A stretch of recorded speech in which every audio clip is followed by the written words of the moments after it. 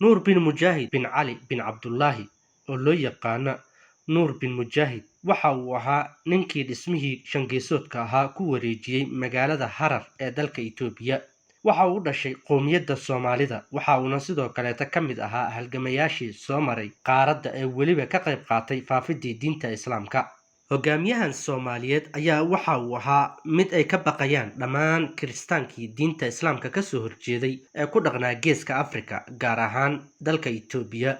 Waxa uu dagaalo culculus la galay kursiyiintii kiristaanka ee ku soo duulay diinta Islaamka, kuwaasi oo ay soo baratakaarayeen dowladihii reer galbeedka qarnigii 15aad ilaa qarnigii 16aad. sidoo kaleeta imaamkan waxa uu ahaa mid diinta Islaamka ku faafiyey Geeska Afrika, weliba qaybo fara badan oo ka mid ah dalka Itoobiya ku soo rogay in diinta Islaamka looga dhaqmo. Nuur bin Mujaahid waxa uu guursaday haweeneydii uu ka dhintay Imaam Axmed bin Ibraahim al-Ghazali oo loo yaqaanay Axmed Gurey ama Axmed Garaan, kadib markii dagaal lagu dilay imaamkaasi, isagoo sidoo kaleetana noqday hogaamiyihii xoogga muslimiinta ee la dagaalamayay kiristaanka dalka Itoobiya. Soo dhawow daawade, haddii aad ka heshay muuqaalkan fadlan like saar, mahadsanid. Buugaagta taariikhda iyo sidoo kaleeta dhammaan dadka historiga ka hadla waxay u aaminsan yihiin Nuur bin Mujaahid inuu yahay ninkii labaad ee furtay gobollada buuraleyda ah ee dalka Itoobiya, sidoo kalena ka mid ahaa imaamadii ugu horreeyay ee diinta Islaamka gaarsiiyey gudaha dalka Itoobiya. Markii Imaam Axmed bin Ibraahim al-Ghazali oo muslimiinta hogaaminayay lagu dilay dagaal uu kaga hor yimid kiristaankii Itoobiya ku noolaa dhulka buuraleyda ahaa sanadkii 1543, ciidamadii muslimiinta waxa ay noqdeen kuwa uu dhabarjab ku yimaada, sidoo kaleetana jahawareer iyo kala firdhis ay ka dhex dhacdo. waxa ayna dib ugu soo laabteen xaruntii muslimiinta oo ahayd Harar. markaasi kadib Nuur bin Mujaahid oo ahaa wiil uu abti u yahay imaamkii Axmed Gurey ayaa waxa uu go'aansaday inuu guursado haweeneydii uu ka dhintay imaamka si uu u sii wado howlihii uu ka dhintay Imaam Axmed Gurey.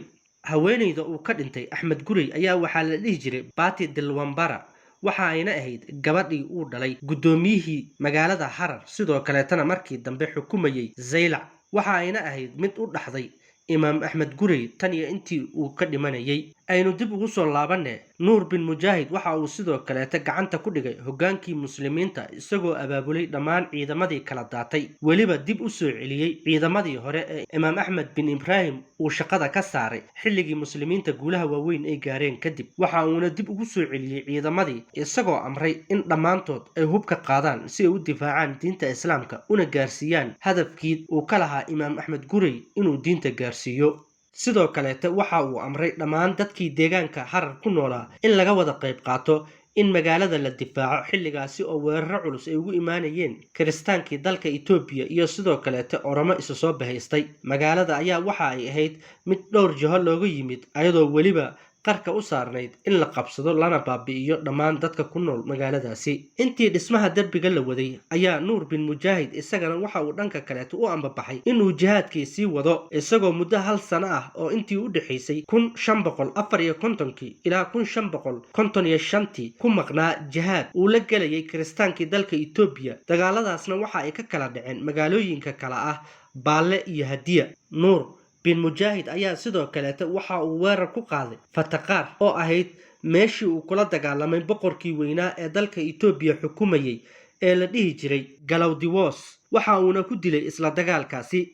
Galawdiwos ayaa waxa uu ahaa boqorkii xukumayay dalka Itoobiya, gaar ahaan dhulka kirishtaanka ee weliba buuraleyda ah. waxa uuna xukunka hayay intii u dhaxaysay 3 Sebtembar 1540 ilaa laga soo gaaray markii uu dilay Nuur bin Mujaahid sanadii 1559. qortooyadiisana waxaa la dhihi jiray Asnaaf Saqad kow, waxa uuna ahaa wiilkii ugu yaraa Daawid 2, isagoo weliba qaybo badan oo ka mid ah dalka Itoobiya xoog ku furtay, laakiin markii dambe imaamkaas muslimka ahaa uu soo dabar jaray noloshiisii. Nuur bin Mujaahid ayaa dagaalkiisii waxa uu sii waday muddo 12 sano ah, markaasi oo uu go'aansaday inuu dagaalkaasi joojiyo maadaama diinta Islaamka ay ku faaftay inteeda badan. waxa uuna halkudhig ugu dhigay joojintii jihaadka kafa, oo macnaheedu ay tahay in ay intaani ku filan tahay, diinta Islaamkana halkii uu rabay uu gaarsiiyey. sidoo kaleeta waxaa la sheegaa in dhulkaasi maanta lagu magacaabo kafa oo ereygii uu bixiyey ah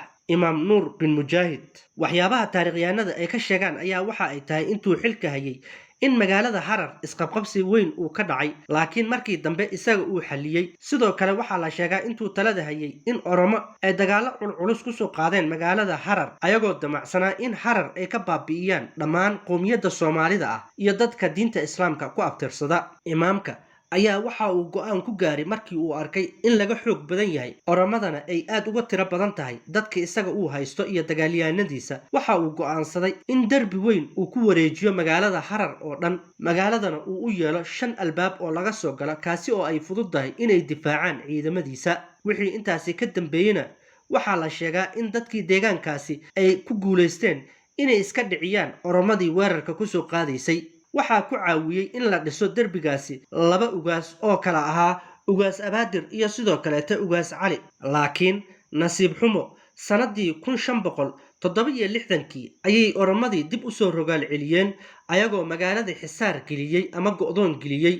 taasina waxa ay ku kaliftay Imaam Nuur bin Mujaahid iyo dadkiisii in muddo 3 bilood ah magaalada dhexdeeda ay ku dhex jiraan ayagoo aanan helaynin wax garab ah oo banaanka ugu imaanaya. taasina waxa ay sababtay in magaalada ay ka dilaacaan cudurro fara badan oo ay ugu badan yihiin kuwa infekshanka jirka ku dhaca ah. Imaamkana waxaa ku dhacay jirooyinkaasi magaalada ka dilaacay, al-ultimana waxa uu u dhintay jiradaasi. waxyaabaha taariikhda ah ee uu ka tagay Nuur bin Mujaahid waxaa ka mid ah in magaalada Harar uu ka dhigay magaalo caqiide ku salaysan, sidoo kalena taariikhi ah loona soo doonto barashada diinta Islaamka. marka intaasi laga taga, Imaam Nuur bin Mujaahid waxa uu sidoo kaleeta magaalada ka dhigay mid difaaciyadeeda ay aad u adag yihiin oo cid walba oo weerar ku soo qaado ay ku adag tahay in si fudud ay ku qabsadaan. waxaana ilaa maanta magaalada Harar ku wareegsan darbiyadii isaga uu dhisay. Imaamka markii uu dhintay waxaa lagu duugay magaalada Harar, ilaa maantana qabrigiisa waa mid ka muuqda magaalada Harar. sidoo kalena waxaa lagu arkaa qabriga agagaarkiisa gurihii isaga uu isticmaali jiray. daawadayaal, intaa waxaynu ku soo koobaynaa taariikhdii koobneed ee Nuur bin Mujaahidkii muslimiinta gaarsiiyay guulaha waaweyn ee ku noolaa gudaha dalka Itoobiya kana soo jeeday qowmiyadda Soomaalida. tan iyo intaynu ku kulmayno barnaamijkan kiisa kale, waa anigoo inkaga tegaya. wassalaamu calaykum waraxmatullaahi wabarakaatuh.